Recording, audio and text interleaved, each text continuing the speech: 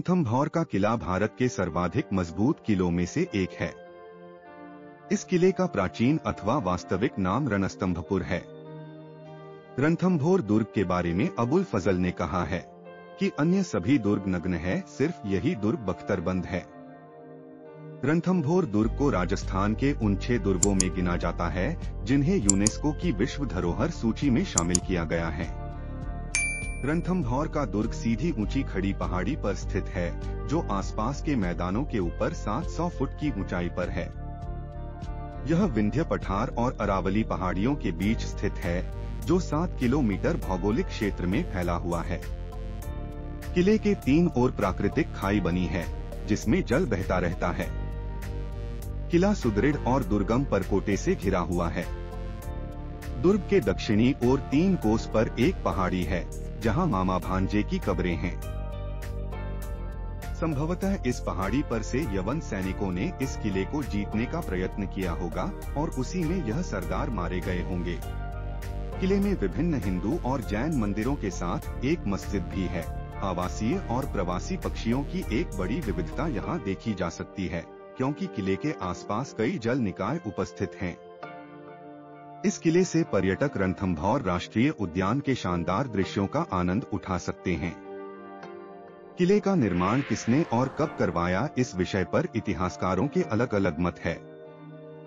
कुछ इतिहासकारों का मानना है कि इस किले का निर्माण महाराजा जयंत सिंह ने करवाया था, तो कुछ इतिहासकारों का मानना है कि इस किले का निर्माण राजा सज्जन वीर सिंह नागिल ने करवाया था, और कुछ का मानना है कि इस दुर्ग का निर्माण 944 ईस्वी में चौहान राजा रणथान देव ने करवाया था और उसी के नामानुसार इसका नाम रणथंभपुर रखा गया था, जो कालांतर में रणथंभौर हो गया।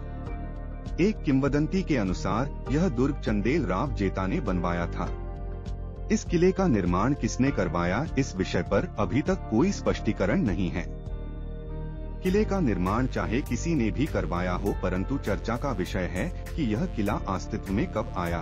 तो बता दें कि किंवदंतियों और ऐतिहासिक तथ्यों के आधार पर यह निष्कर्ष निकाला जा सकता है कि लगभग 10वीं शताब्दी तक यह किला अस्तित्व में आ चुका था और 12वीं शताब्दी तक यह इतना प्रसिद्ध हो गया था कि उस समय के लगभग सभी ऐतिहासिक ग्रंथों में इस दुर्ग की भौगोलिक एवं सामरिक स्थिति का उल्लेख मिलता है। जिस समय यह दुर्ग अस्तित्व में आया, उस समय यहाँ चौहानों का बोलबाला था। 12वीं शताब्दी तक पृथ्वीराज चौहान के आने से पहले यहाँ यादवों ने शासन किया था। 1192 ईस्वी में तराइन के युद्ध में मोहम्मद गौरी से हारने के बाद दिल्ली की सत्ता पर पृथ्वीराज चौहान का अंत हो गया और उनके पुत्र गोविंद राज ने रणथंभौर को अपनी राजधानी बनाया। गोविंद राज के अलावा वाल्हण देव, प्रहलादन, वीर नारायण, वाघभट्ट, नाहर देव, जैमित्र सिंह, हम्मीर देव, महाराणा कुंभा, राणा सांगा, शेरशाह सूरी, अलाउद्दीन खिलजी, राव सुरजनहाड़ा और मुगलों के अलावा आमेर के राजाओं आदि का समय समय पर नियंत्रण रहा, लेकिन इस दुर्ग की सबसे ज्यादा ख्याति हम्मीर देव के शासन काल में रही। हम्मीर देव का 19 वर्षों का शासन इस दुर्ग का स्वर्णिम युग था। हम्मीर देव चौहान ने 17 युद्ध किए, जिनमें 13 युद्धों में उसे विजय प्राप्त हुई। पृथ्वीराज चौहान के बाद अत्यधिक प्रसिद्ध और रणथंभौर पर अंतिम चौहान शासक हम्मीर देव चौहान थे, जिनके शौर्य और वीरता के किस्से काफी मशहूर है। उन्हें चौहानों का कर्ण भी कहा जाता है। रणथंभौर के सर्वाधिक शक्तिशाली एवं हर तरह की प्रतिभा से संपन्न शासक हम्मीर देव चौहान को ही माना जाता है।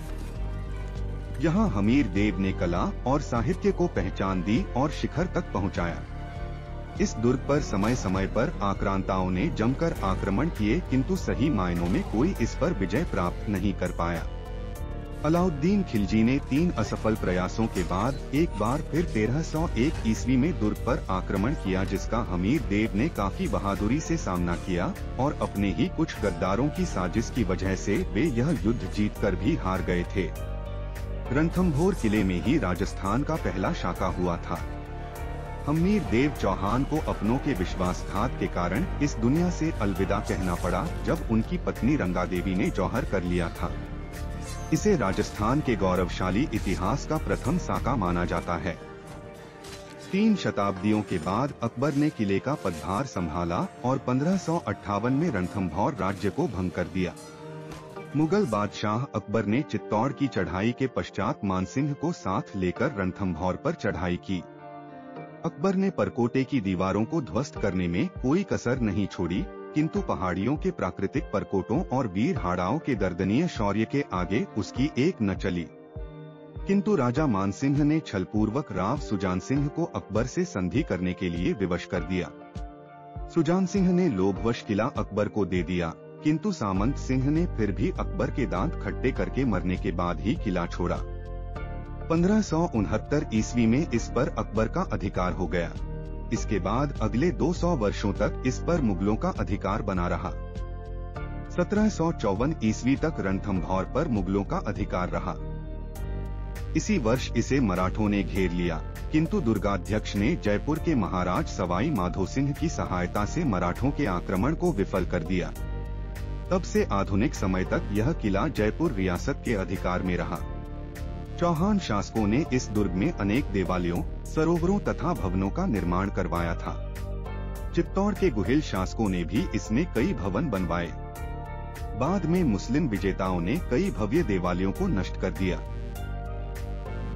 वर्तमान में किले में मौजूद नौलखा दरवाजा, दिल्ली दरवाजा, तोरण द्वार, हम्मीर के पिता जेत सिंह की छतरी, पुष्पवाटिका, गणेश मंदिर, गुप्तगंगा, बादल महल, हम्मीर कचहरी, जैन मंदिर आदि का ऐतिहासिक महत्व है।